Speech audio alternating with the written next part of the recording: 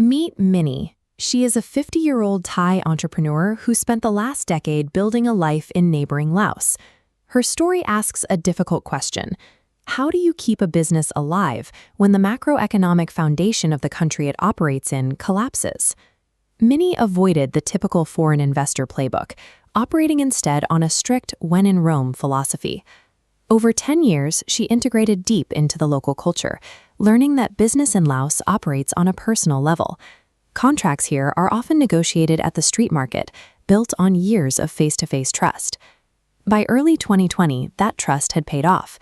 Minnie was running a thriving education and consulting firm. She leased a massive 3-story facility in Vientiane, employed a large team, bought company vehicles, and was verging on signing lucrative corporate training contracts. Her position was built on more than simple financial investment. She spent years accumulating cultural capital, securing a level of local brand loyalty that competitors simply could not buy. Then came the spring of 2020. The borders closed and the country went into a strict 3-year lockdown. Overnight, those pending corporate contracts evaporated, and her entire industry froze in place. Faced with a sudden revenue vacuum, Minnie executed a rapid strategic retreat. She abandoned her expensive 3-story Vientiane headquarters, moving operations to a space far from the city center, where she didn't have to pay rent. Without the cash flow to maintain her staff, she let them go and took over the daily labor herself. She used the isolation of the lockdown to learn new digital marketing tactics, enlisting her teenage son to help maintain a trickle of revenue. Surviving the initial shock of a crisis requires the willingness to amputate your most expensive physical liabilities to protect the core of the business. When the lockdown finally lifted, there was a surge of optimism.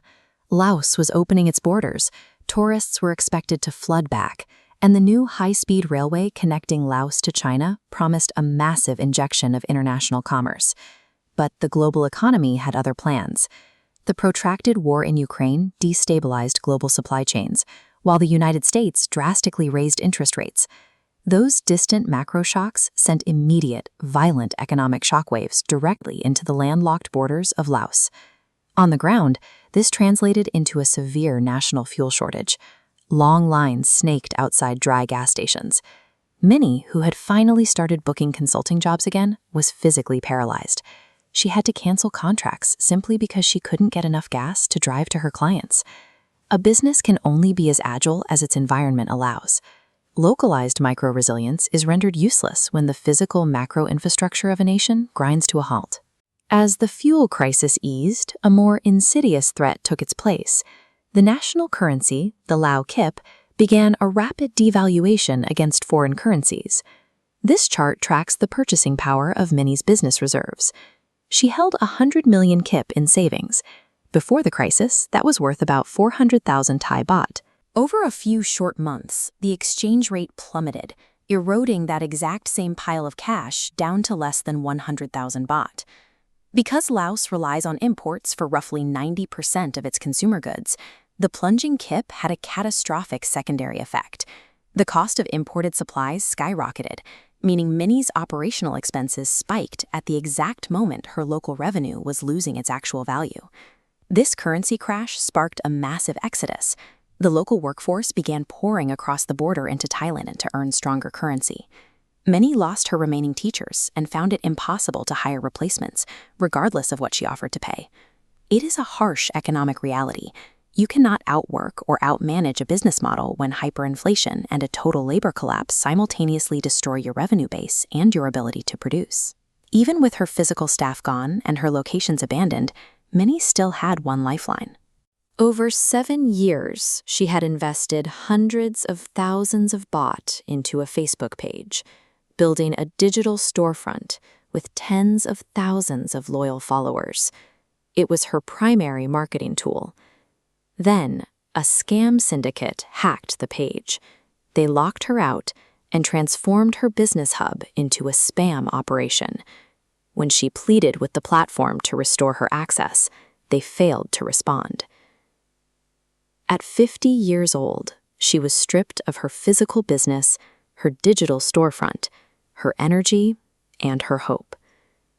After fighting through a pandemic, an inflation crisis, and a labor shortage, Losing her digital identity was the final blow.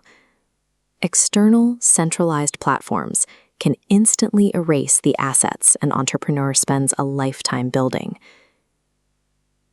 Many spent weeks looking at the empty office and the locked-out Facebook page, realizing that the math of her old life no longer worked.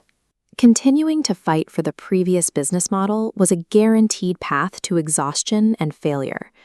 She looked at what remained when the buildings and staff were gone: her master's degree, 15 years of teaching experience, and a reputation that still prompted former students to call her for advice.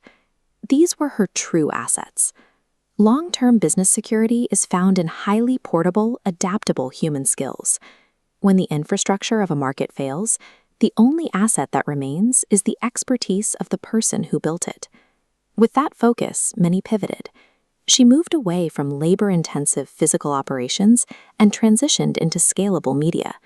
Today, she leverages her cultural knowledge into entirely new ventures. She is producing a South Korean-funded YouTube variety show, launching a youth drama club, publishing new books, and writing screenplays to promote regional tourism. A seed that has survived a decade of drought carries the blueprint for an entire forest. It simply waits for the environment to shift, ready to grow as soon as the conditions allow. Economic crises will destroy systems. Survival requires the courage to let an old business model die so you can evolve into something entirely new.